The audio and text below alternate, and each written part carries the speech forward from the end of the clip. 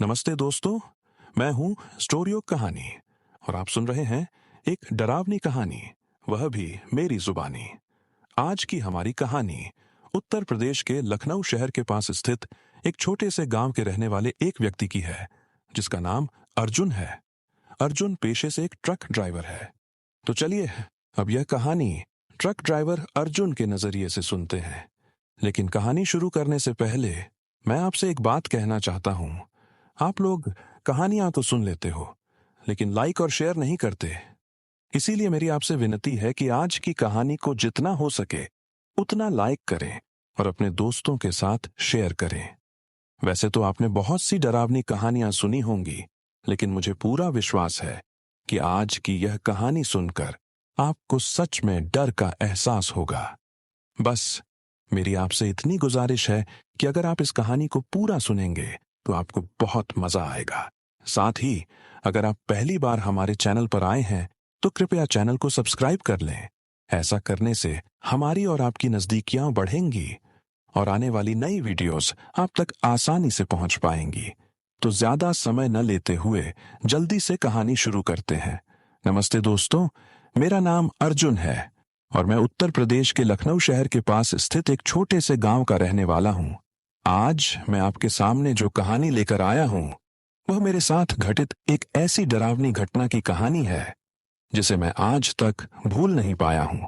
दोस्तों, अक्सर जब हम किसी सुनसान जगह से गुजरते हैं तो कई बार वहां से कुछ अजीब आवाजें सुनाई देती हैं। कभी कभी वे आवाजें इतनी डरावनी होती हैं कि हमारे रोंगटे खड़े हो जाते हैं। आपके साथ भी ऐसा हुआ होगा कि जब आप किसी सुनसान जगह से रात के वक्त या दोपहर की धूप में गुजर रहे थे तो आपको कहीं से कोई अजीब सी आवाज सुनाई दी होगी। लेकिन कुछ लोग ऐसे होते हैं जो उस आवाज को सुनकर उसकी तरफ चले जाते हैं और यही उनकी सबसे बड़ी गलती होती है। मैंने भी एक बार ऐसी ही गलती की थी और आज तक मुझे उसका पछतावा है। काश मैं उस दिन उस आवाज को नजरअंदाज करके वापस चला आता तो मेरे साथ वह सब कुछ नहीं होता जो हुआ। यह बात आज से लगभग 8 साल पहले की है। उस समय मैं लखनऊ की एक फैक्ट्री में काम करता था और वहां से कच्चा माल दूसरे शहरों की फैक्ट्रियों में पहुंचाने का काम करता था। एक दिन शाम के लगभग 4 बजे मैं और मेरा खलासी राहुल अपने ट्रक में सामान लोड कर रहे थे। तभी फैक्ट्री के मालिक मोहन भैया वहां आकर मुझसे बोले, अरे अर्जुन, जल्दी करो, आज तुमने बहुत देर कर दी है। अगर यह माल कल सुबह तक दूसरी फैक्ट्री में नहीं पहुंचा तो हमारा बहुत बड़ा नुकसान हो जाएगा। मैंने उन्हें आश्वस्त किया कि मैं यह माल समय पर पहुंचा दूंगा, लेकिन जैसा कि अक्सर होता है, जब हमें किसी चीज की जल्दी होती है तो कुछ न कुछ गड़बड़ हो ही जाता है। हम लोग रात के लगभग 9 बजे उस फैक्ट्री के बाहर पहुंचे जहां माल पहुंचाना था, लेकिन वहां पहुंचते ही हमें पता चला कि हम गलत फैक्ट्री में आ गए हैं। असली फैक्ट्री तो यहां से 2 किलोमीटर दूर थी, लेकिन जिस जगह हम खड़े थे वह एक बंद पड़ी हुई फैक्ट्री थी जहां कई साल पहले एक भयानक हादसा हुआ था। वहां का गार्ड भी किसी शराबी या पागल की तरह लग रहा था। उसने हमें अंदर आने दिया, लेकिन फैक्ट्री के अंदर कोई नहीं था। हमने सोचा कि चलो माल उतार कर चले जाएंगे, लेकिन जैसे ही हमने माल उतारना शुरू किया वहां की लाइट्स अजीब तरह से झपकने लगी। फिर मुझे टॉयलेट जाने की जरूरत महसूस हुई। वहां जाकर मैंने देखा कि एक टॉयलेट के अंदर से किसी औरत के रोने की आवाज आ रही है। मैंने उसका दरवाजा खोलने की कोशिश की, लेकिन वह नहीं खुला।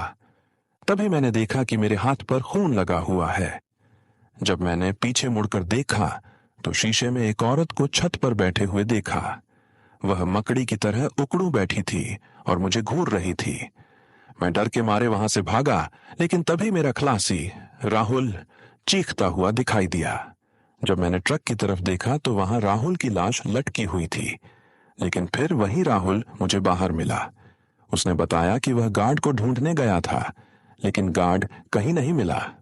हम दोनों वहां से भाग निकले और सुबह होते ही पता चला कि वह फैक्ट्री कई साल पहले बंद हो चुकी थी। वहां एक औरत ने आत्महत्या कर ली थी और उसके बाद वह जगह भूतिया हो गई थी। दोस्तों, यह कहानी सुनकर आपको कैसा लगा? कमेंट में जरूर बताएं। अगर आपको डरावनी कहानियां पसंद हैं तो इस वीडियो को लाइक करें और चैनल को सब्सक्राइब करें। मिलते हैं अगली कहानी में। तब तक के लिए खुद का ख्याल रखें और सावधान रहें।